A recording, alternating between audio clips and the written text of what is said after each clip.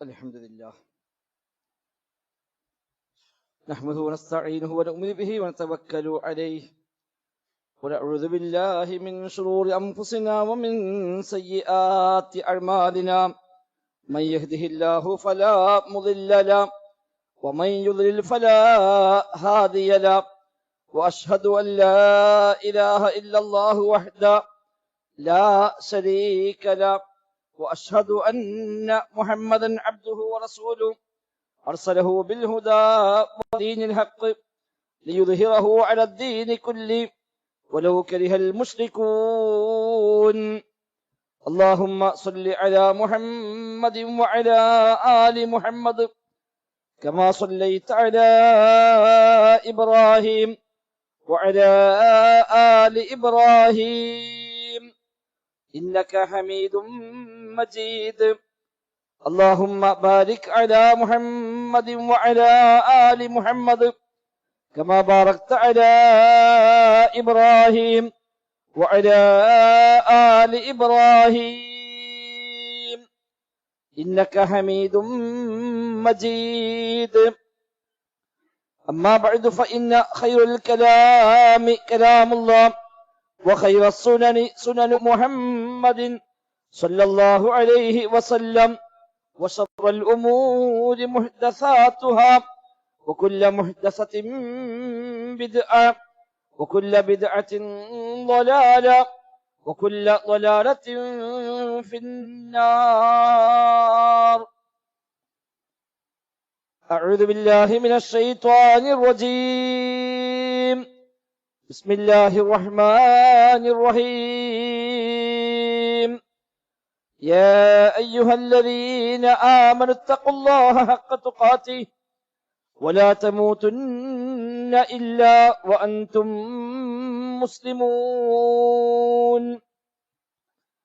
بسم الله الرحمن الرحيم لقد كان لكم في رسول الله أسوة حسنة لمن كان يرجو الله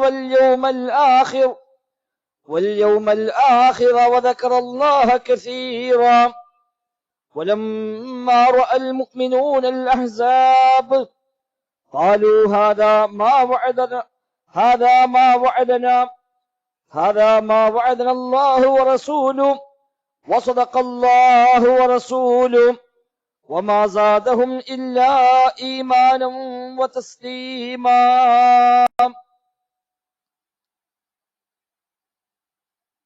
സത്യ വിശ്വാസികൾ റഹ്മാനായ റബ്ബ് സുബ്ഹാനഹു വ തആലയുടെ നിയമ നിർദ്ദേശങ്ങൾ കഴിവിന്റെ പരമാവധി ജീവിതത്തിൽ പാലിക്കുവാൻ പരിശ്രമിച്ചുകൊണ്ട് മുത്തഖീകളായി ജീവിക്കണേ എന്ന് പ്രത്യേകമായി ഓർമ്മപ്പെടുത്തുകയാണ്. റബ്ബ് സുബ്ഹാനഹു വ തആല നമുക്കെല്ലാം തൗഫീഖ് പ്രദാനം ചെയ്യുമാറാവട്ടെ. ജീവിതത്തിന്റെ എല്ലാ മേഖലയിലും റഹ്മാനായ റബ്ബ് സുബ്ഹാനഹു വ തആല ഖൈറും ബറക്കത്തും നമ്മിലെല്ലാം ധാരാളമായി വർഷിക്കുമാറാവട്ടെ. ജീവിതാവസാനം വരെ റബ്ബിന്റെ ദീനിനു വേണ്ടി ഇഖ്ലാസോടെ സേവനങ്ങൾ ചെയ്യുവാനും ഈമാനോടെ മരിക്കുവാനുമുള്ള മഹാഭാഗ്യം നൽകി റബ്ബ് സുബ്ഹാനഹു വ തആല നമ്മയെല്ലാം അനുഗ്രഹിക്കുമാറാവട്ടെ. വിശുദ്ധ ഖുർആൻ സൂറത്തുൽ അഹ്സാബിലെ 21, 22 ആയത്തുകളാണ് ഓതി വെച്ചത്. കഴിഞ്ഞ ഖുതുബയിൽ നാം സൂചിപ്പിച്ചതുപോലെ ഏതു ഘട്ടത്തിലും സത്യവിശ്വാസി പടച്ച റബ്ബിൽ തവക്കുലാക്കേണ്ടവനാണ്. ചെയ്യാൻ കൽപ്പിക്കപ്പെട്ട കാര്യങ്ങൾ പ്രാവർത്തികമാക്കുകയും ബാക്കി പടച്ച റബ്ബിൽ ഏൽപ്പിക്കുകയും ചെയ്യുക എന്നതാണ് തവക്കുലിന്റെ ശരിയായ രീതി. ചെയ്യേണ്ട കാര്യങ്ങളൊന്നും ചെയ്യാതെ റബ്ബിൽ തവക്കുലാക്കി എന്ന് പറഞ്ഞിരിക്കൽ തവക്കുലല്ല എന്നും, അതേസമയം പടച്ച റബ്ബിനെ വിസ്മരിച്ചുകൊണ്ട് ബാഹ്യമായി നാം ചെയ്യുന്ന കാര്യങ്ങളിൽ മാത്രം അവലംബിക്കൽ അതും ശരിയായ രീതിയല്ല എന്നും കഴിഞ്ഞ ഖുതുബയിൽ നാം മനസ്സിലാക്കി.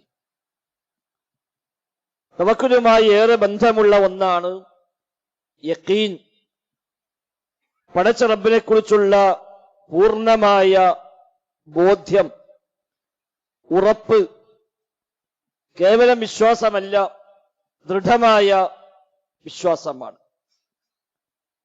യൂഖിനൂൻ, മൂഖിനൂൻ തുടങ്ങിയ പ്രയോഗങ്ങൾ വിശുദ്ധ ഖുർആനിൽ ധാരാളമായി കാണാൻ കഴിയും.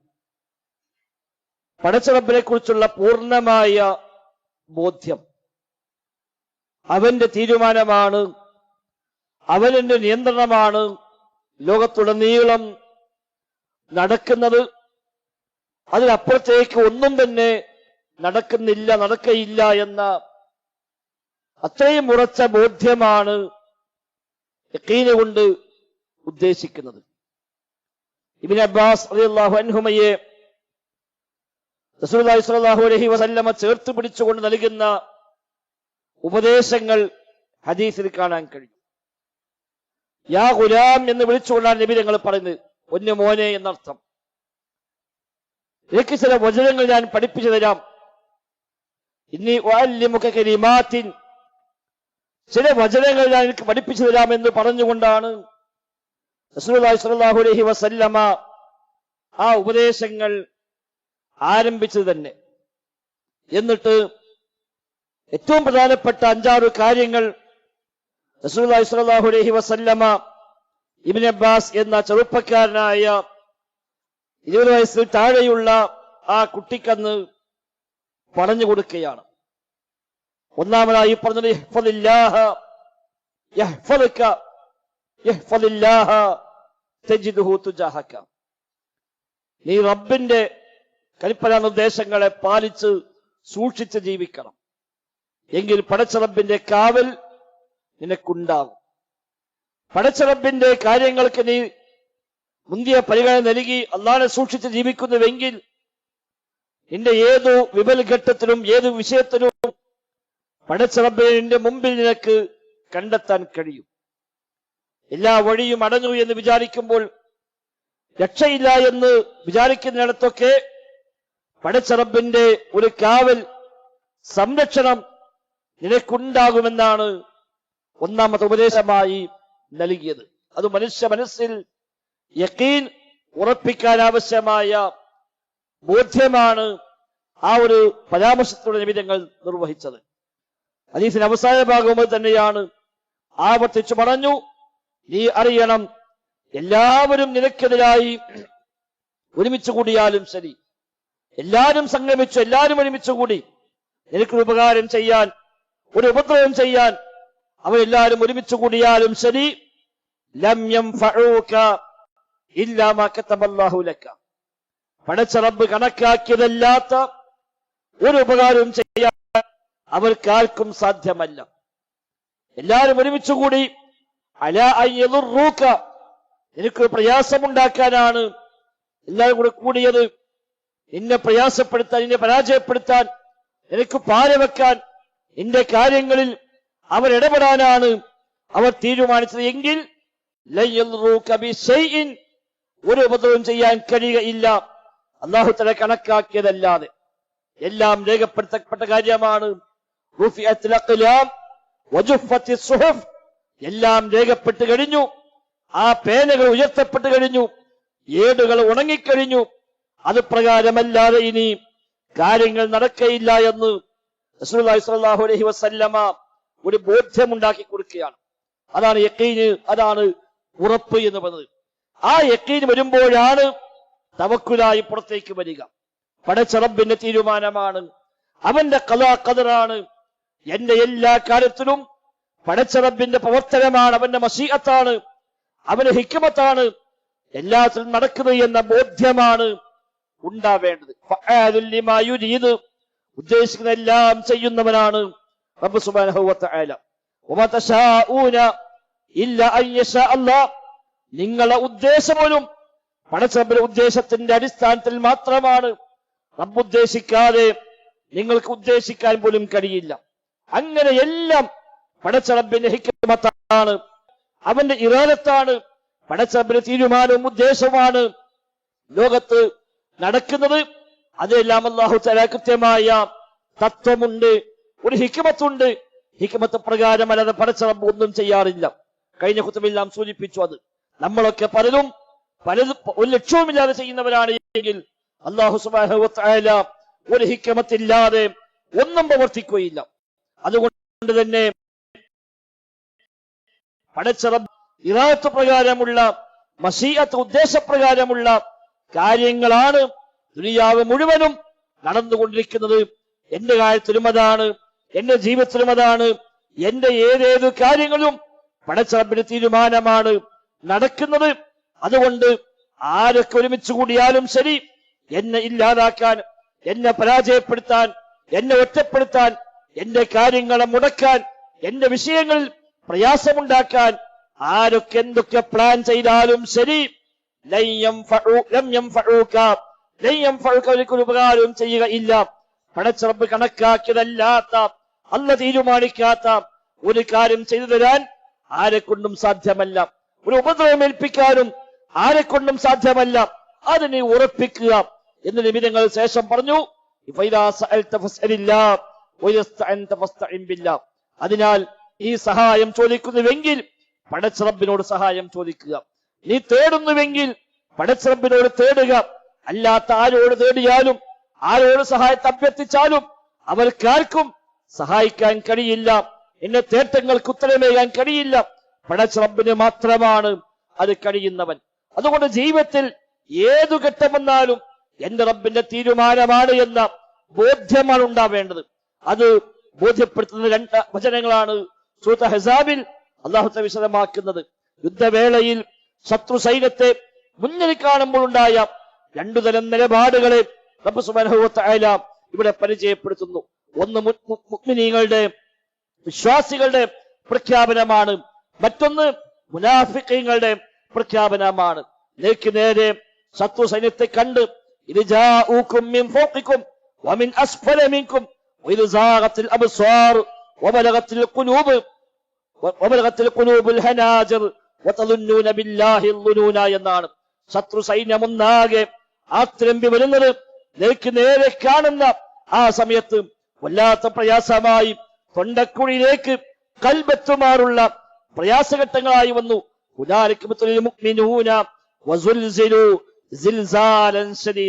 വിശ്വാസികൾ കഠിനമായി പരീക്ഷിക്കപ്പെട്ടു, വിറപ്പിക്കപ്പെട്ടു. പലരും പലതരം വിചാരങ്ങൾ വെച്ചു പുലർത്തുന്ന ഘട്ടമുണ്ടായി എന്നാണ്.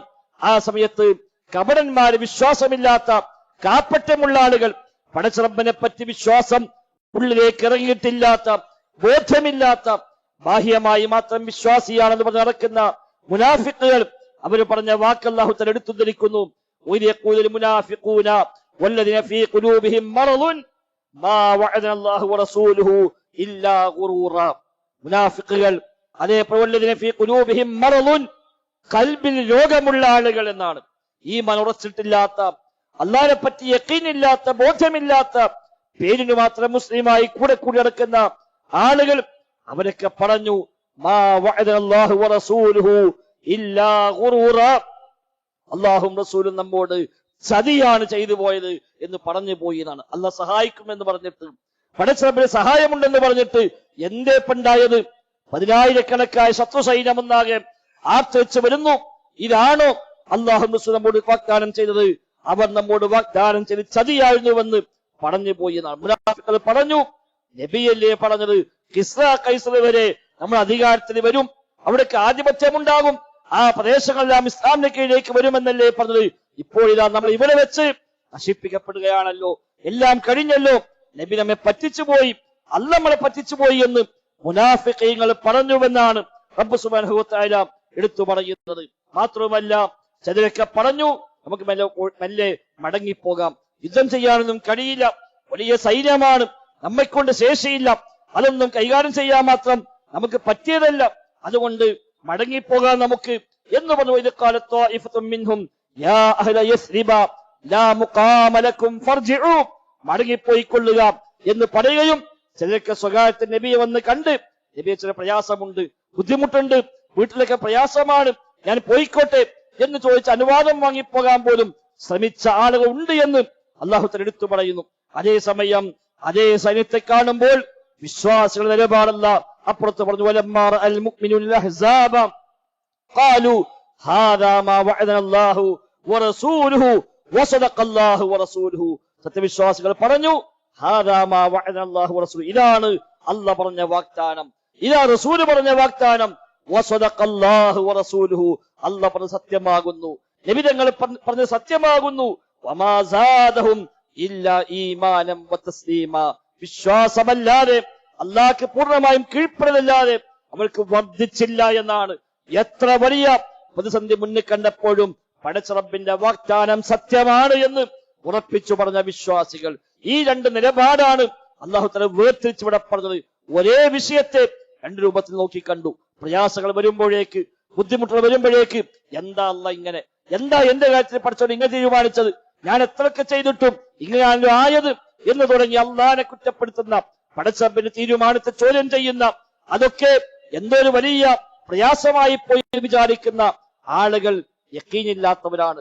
മാരകമായ രോഗം കൊണ്ട് പരീക്ഷിക്കപ്പെടും, ഒന്ന് കഴിഞ്ഞാൽ മറ്റൊന്ന് വരും, ബുദ്ധിമുട്ടുകൾ വരും, സാമ്പത്തിക വിഷമങ്ങൾ വരും, ശാരീരിക പ്രയാസങ്ങൾ വരും, വിവാഹങ്ങൾ മുടങ്ങിപ്പോകുന്ന സാഹചര്യം ഉണ്ടാകും. അങ്ങനെ ഓരോന്ന് വരുമ്പോഴും എന്താ റബ്ബ് ഇങ്ങനെ, എന്താ പടച്ചോൻ ഇങ്ങനെ, എന്താ എന്റെ കാര്യമൊക്കെ ഇങ്ങനെ നടക്കാതെ പോകുന്നത്, അവിടൊക്കെ നിരാശ വരികയാണ്. അള്ളാഹിനെ പറ്റി ബോധ്യമില്ല.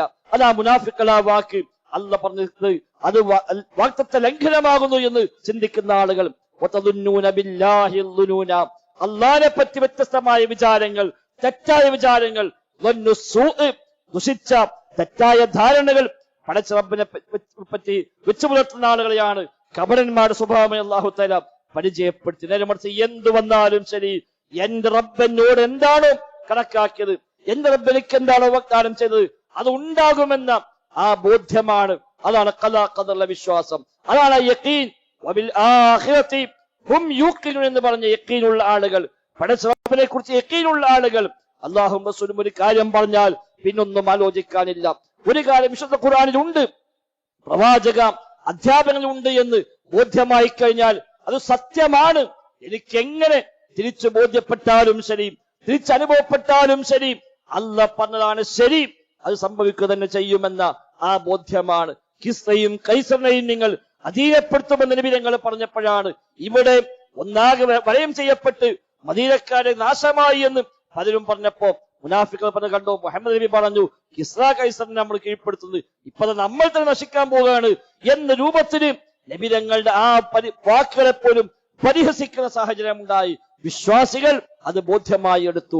അവസാനം അതാ ഉണ്ടായത്, കിസ്ര കൈസറിനെ പരാജയപ്പെടുത്തി. അന്നത്തെ വലിയ റോമ സാമ്രാജ്യമൊക്കെ ഇസ്ലാമിന്റെ കീഴിലേക്ക് വന്നു. പിന്നീട് അള്ളാഹു പറഞ്ഞ വാഗ്ദാനം യാഥാർത്ഥ്യമാവുകയാണ് ചെയ്തത്. ഒരുപക്ഷെ കാത്തിരിക്കേണ്ടി വന്നേക്കാം, ഒരുപക്ഷെ തൽക്കാലം ബോധ്യപ്പെട്ടില്ല എന്ന് വന്നേക്കാം, തൽക്കാലം ചില പരീക്ഷകൾ വന്നേക്കാം, പക്ഷെ എപ്പോഴും സഹായം ഉണ്ടാവുക. ഇന്നമൻ നസ്റു മഅസ് സബ്ർ വൽ ഫറജു മഅൽ കർബ് എന്നാണ്. ക്ഷമയോടൊപ്പമാണ് സഹായം ഉണ്ടാവുക, പ്രയാസമുണ്ടായിട്ടാണ് ആശ്വാസം ഉണ്ടാവുക.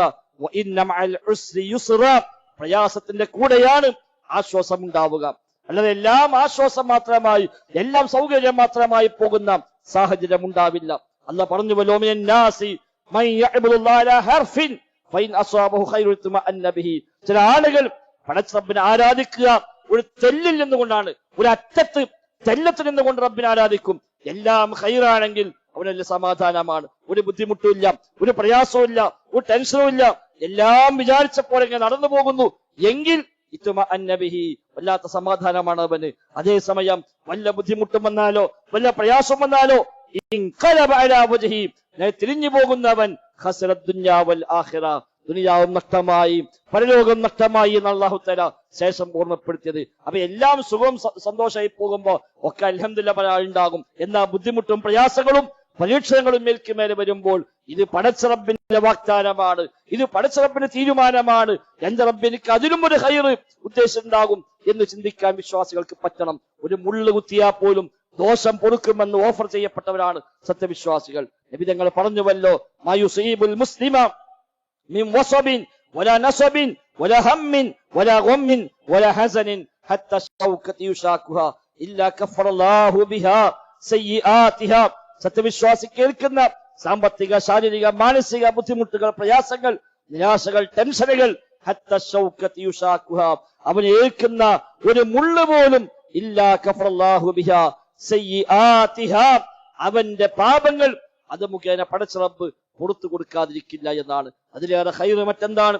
കാതിൽ മുള്ളു കുത്തിയാൽ ദോഷം പൊറുക്കുന്നു, ജലദോഷം വന്നാൽ ദോഷം പൊറുക്കുന്നു, ഒരു ടെൻഷൻ ഉണ്ടായാൽ ദോഷം പൊറുക്കുന്നു, പ്രയാസവും പരീക്ഷണവും വന്നാൽ ദോഷങ്ങൾ പൊറുക്കുന്നു, നന്മകൾ രേഖപ്പെടുത്തപ്പെടുന്നു. അതിലേറെ വലിയ ഖൈറ് മറ്റെന്താണ്? ഒരുപക്ഷെ ഇത്തരം പ്രശ്നങ്ങൾ പടച്ച റബ്ബ് കണക്കാക്കിയത് അത്തരം ചില ഖൈറുകൾക്ക് വേണ്ടിയായിരിക്കാം, നമുക്കറിയില്ല എന്ന് മാത്രം. അതുകൊണ്ട് പ്രതികൂലമാണ് എന്ന് നാം വിചാരിക്കുന്ന കാര്യങ്ങൾ വരുമ്പോഴേക്ക് പടച്ചോനെ കുറ്റപ്പെടുത്തുകയല്ല, അള്ളാനെ തള്ളിപ്പറയുകയല്ല. പടച്ച റബ്ബിനിക്ക് അതിൽ ചില ഖൈറുകൾ നിശ്ചയിച്ചിട്ടുണ്ട് എന്ന് ചിന്തിക്കാൻ സഹോദരങ്ങളെ നമുക്ക് സാധിക്കണം. പടച്ച റബ്ബും അല്ലാഹുവിന്റെ റസൂലും സത്യമേ പറയൂ, ശരിയായ വാഗ്ദാനമേ ചെയ്യൂ, ആ വാഗ്ദാനത്തെ ലംഘിക്കുകയില്ല, പറഞ്ഞ കാര്യങ്ങൾ തെറ്റിപ്പോവുകയില്ല. വിശുദ്ധ ഖുർആനിൽ വന്നത്, സ്വഹീഹ ഹദീസിൽ വന്നൊരു കാര്യം തെറ്റുകയില്ല, അത് യാഥാർത്ഥ്യമാണ്. ആകാശഭൂമികളെ പടച്ചവനാണ് ഈ പറയുന്നത്, മനുഷ്യനെ പടച്ചവനാണ് ഈ പറയുന്നത്, മനുഷ്യ ബുദ്ധിയെ സൃഷ്ടിച്ചവനാണ് ഈ പറയുന്നത്, പരലോകത്തെയും ഇഹലോകത്തെയും സംവിധാനിച്ചവനാണ് ഈ പറയുന്നത്. അവനാണ് വഹയി ഇറക്കുന്നത്, ഭാവി ഭൂതവർത്തമാനങ്ങള് ഒരുപോലെ അറിയുന്നവനാണ്, അത് സംവിധാനിച്ചവനാണ് ഈ പറയുന്നത്. എങ്കിൽ അവൻ പറഞ്ഞൊരു കാര്യം അതിങ്ങനെ തെറ്റായി മാറും. നമുക്കൊരു പക്ഷെ ആപേക്ഷികമായി തൽക്കാലം അത് ബോധ്യപ്പെട്ടില്ലായിരിക്കാം, അതിനെതിരായ പക്ഷെ തൽക്കാലം തോന്നിയേക്കാം. താൽക്കാലികം മാത്രമാണ്. നമ്മുടെ തോന്നലുകൾക്കെല്ലാം, നമ്മുടെ അനുഭവങ്ങൾക്കെല്ലാം, നമ്മുടെ ആ നിലക്കുള്ള ചിന്തകൾക്കെല്ലാം തെറ്റുപറ്റാത്തത് പടച്ച റബ്ബിന്റെ വചനങ്ങൾക്കാണ്, വഹ്യികൾക്കാണ് തെറ്റുപറ്റാത്തത്. അതുകൊണ്ട് ആ പ്രമാണങ്ങൾ എന്ത് സ്ഥിരപ്പെട്ടുവോ അത് സ്വീകരിക്കാൻ, അതാണ് ശരിയെന്ന് ബോധ്യപ്പെടുത്താൻ നമ്മുടെ മനസ്സിന് സാധിക്കണം. റബ്ബിലേക്ക് പൂർണ്ണമായും മനസ്സുകൊണ്ട് മടങ്ങാൻ പറ്റണം. ആ റബ്ബിലുള്ള യഖീന്, ഉറച്ച ബോധ്യം, ഉറച്ച വിശ്വാസം, ഒരു സംശയമില്ലാത്ത വിധം. സുമ്മലം യർതാബു എന്നല്ല പറഞ്ഞുവല്ലോ, പിന്നീട് സംശയമില്ലാന്ന്. അല്ലാഹുവിനെ വിശ്വസിച്ചു, റസൂലിനെ വിശ്വസിച്ചു, സുമ്മലം യർതാബു, പിന്നെ സംശയിക്കുന്നില്ല. അതാണ് ശരിയായ വിശ്വാസം എന്നത്. ആ നിലക്കുള്ള വിശ്വാസികളായി മാറാൻ പരിശ്രമിക്കാം. റബ്ബ് സുബ്ഹാനഹു വ തആല തൗഫീഖ് പ്രദാനം ചെയ്യുമാറാവട്ടെ.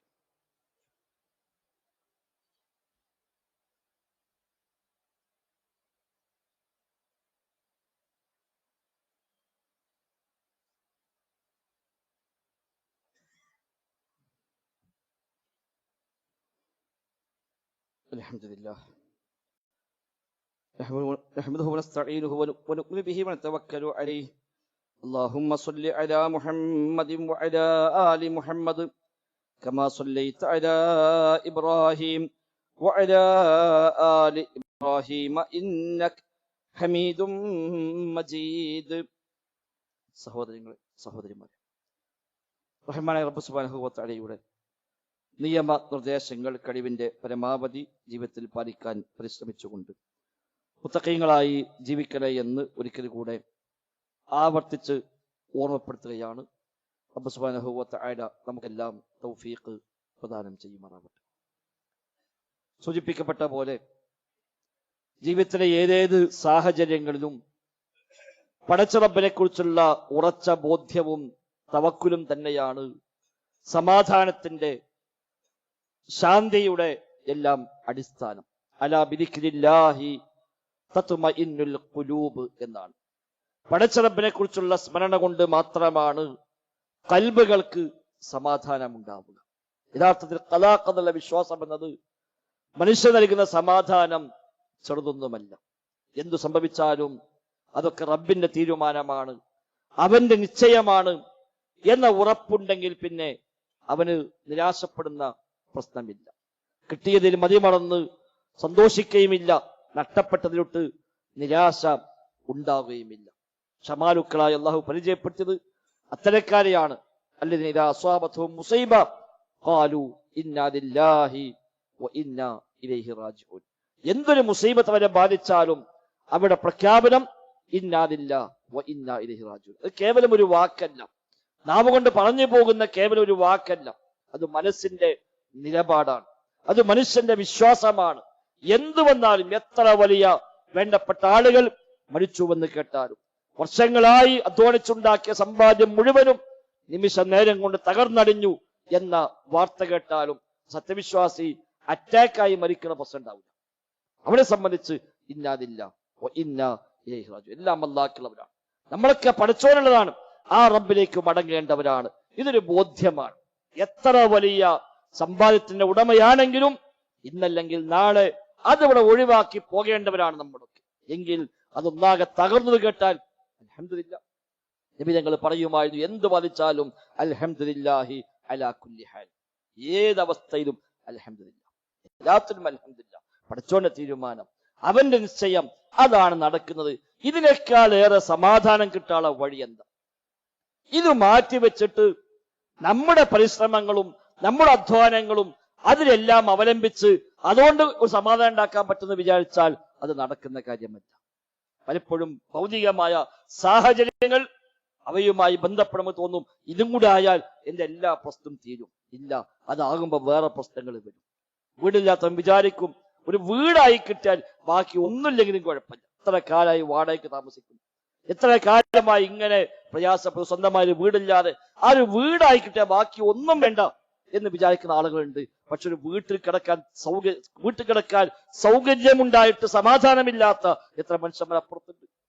വലിയ വലിയ പടുകൂറ്റൻ കൊട്ടാരങ്ങൾ അവർക്കുണ്ട്, ഓരോരുത്തർക്കും സെപ്പറേറ്റ് റൂമുണ്ട്, എല്ലാ സൗകര്യമുണ്ട്.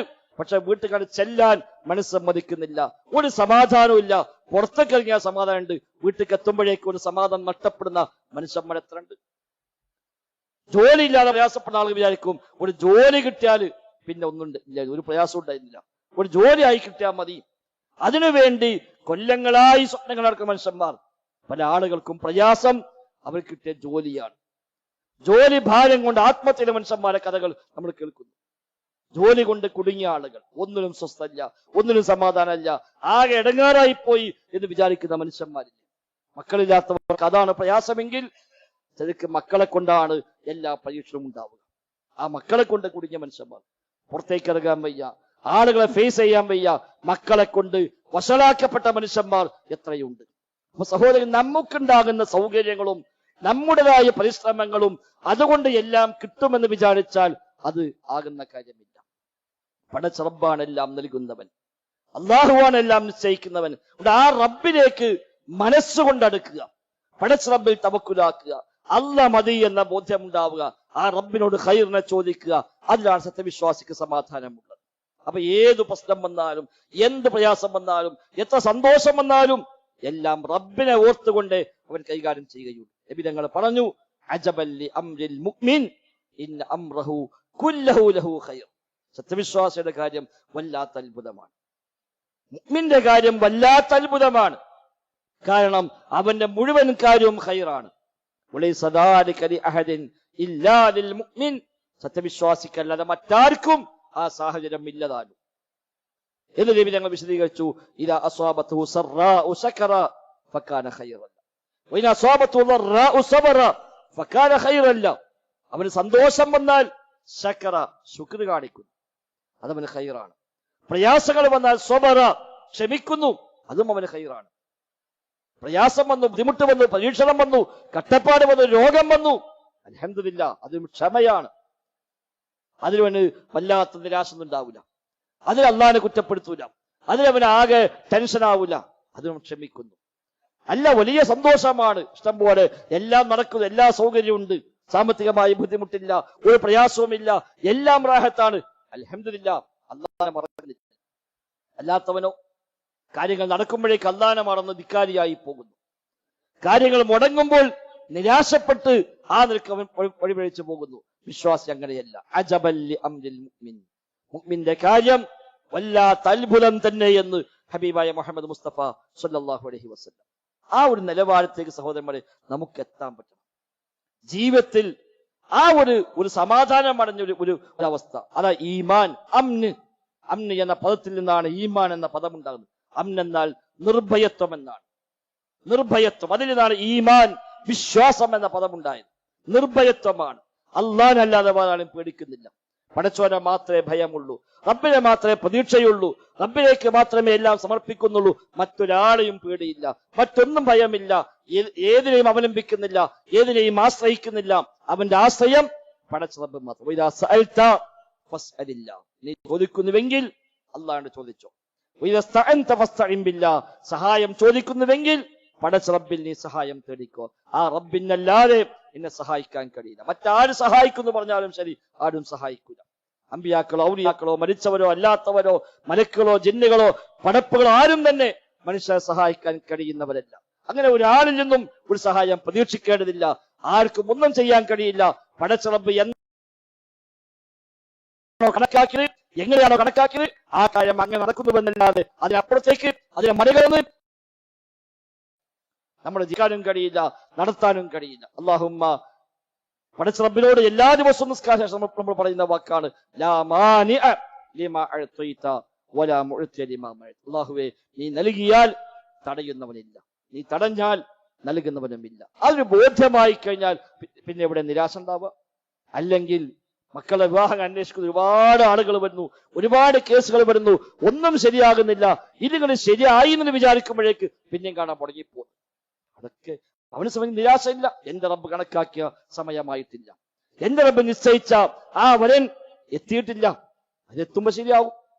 അതിനു മുമ്പ് ആര് വിചാരിച്ചാൽ നടത്താനും കഴിയില്ല, അതിനപ്പുറത്തേക്ക് ആര് വിചാരിച്ചാലും മുടക്കാനും കഴിയില്ല. അങ്ങനെ വന്നാൽ പിന്നെ ടെൻഷനില്ല. അല്ലെങ്കിൽ പിന്നെ അയാൾ മുടക്കാണ്, ഇയാൾ മുടക്കാണ്, മറ്റോ മുടക്കാണ്, അതൊന്നും ആര് മുടക്കാനും മുടങ്ങൂല. അല്ല കണക്കാക്കി. ആര് നടത്താൻ തീരുമാനിച്ചാലും നടക്കുകയുമില്ല, പടച്ച റബ്ബ് കണക്കാക്കാതെ. ഏത് രംഗത്തും അങ്ങനെ തന്നെയാണ്. അതുകൊണ്ട് റബ്ബിൽ തവക്കുലാക്കുക. റബ്ബ് അനുവദിച്ച, റബ്ബ് ആവശ്യപ്പെട്ട നിമിത്തങ്ങളെ, സംവിധാനങ്ങളെ, വ്യവസ്ഥകളെ ഉപയോഗപ്പെടുത്തുക. അതാണ് വിശ്വാസം ചെയ്യേണ്ടത്. അസ്ബാബുകളെ സ്വീകരിക്കുക, റബ്ബിൽ തവക്കുലാക്കുക. പഠിച്ചെന്താണോ ചെയ്യാൻ പറഞ്ഞു അത് ചെയ്യാം. രോഗം വന്നാൽ ചികിത്സിക്കാൻ പറഞ്ഞു, ചികിത്സിക്കുക. ചികിത്സ കൊണ്ട് മാത്രം മാറുമോ? ഇല്ല. പഠിച്ച റബ്ബാണ് ശിഫ നൽകുന്ന ഷാഫി. അത് റബ്ബിനോട് ദുആ ചെയ്യുക. പഠിച്ചോൻ തന്നെ പറഞ്ഞു നിങ്ങൾ ചികിത്സിക്കണം, അത് ചെയ്യാം. പരിശ്രമിക്കണം, അധ്വാനിക്കണം, ജോലി ചെയ്യണം, അതൊക്കെ അല്ലാഹ് ആവശ്യപ്പെട്ടു, അത് ചെയ്യുന്നു. അതിനപ്പുറമുള്ളത് പടച്ച റബ്ബിലേക്ക് വിടുന്നു. അതാണ് തവക്കുൽ. ആ നിലക്കുള്ള യഖീനുള്ളവരായി, ശരിയായ തവക്കുലുള്ളവരായി ജീവിക്കാൻ പരിശ്രമിക്കുക. റബ്ബ് സുബ്ഹാനഹു വ തആല എല്ലാ അർത്ഥത്തിലുമുള്ള ഖൈറും ബറക്കത്തും നൽകി നമ്മെ എല്ലാം അനുഗ്രഹിക്കുമാറാവട്ടെ. വിശുദ്ധ ഖുർആന്റെ പഠനത്തിലൂടെ, ഹദീസുകളുടെ പഠനത്തിലൂടെ, മുൻഗാമികളായ അഹ്ലുസുന്നയുടെ പണ്ഡിതന്മാരുടെ ജീവചരിത്രം പഠിക്കുന്നതോടൊക്കെ ഈ യഖീൻ വർദ്ധിപ്പിക്കാൻ തീർച്ചയായും നമുക്ക് സാധിക്കും. അത്തരം വഴികൾ കൂടി നാം ഉപയോഗപ്പെടുത്തുക. റബ്ബ് സുബ്ഹാനഹു വ തആല ഖൈറും ബറക്കത്തും നൽകി നമ്മെ എല്ലാം അനുഗ്രഹിക്കുമാറാവട്ടെ. അല്ലാഹുമ്മ റബ്ബനാ ആതിനാ ഫിദ് ദുനിയാ ഹസന വഫിൽ ആഖിറതി ഹസന വഖിനാ അദാബന്നാർ. اللهم اغفر للمؤمنين والمؤمنات والمسلمين والمسلمات الأحياء منهم والأموات إنك مجيب الدعوات وقاضي الحاجات. ربنا اصرف عنا عذاب جهنم إن عذابها كان غراما إنها ساءت مستقرا ومقاما. اللهم ربنا تقبل منا، ربنا تقبل منا، ربنا تقبل منا إنك أنت السميع العليم وتب علينا إنك أنت التواب الرحيم. وصلى الله وسلم على محمد وآله وصحبه أجمعين والحمد لله.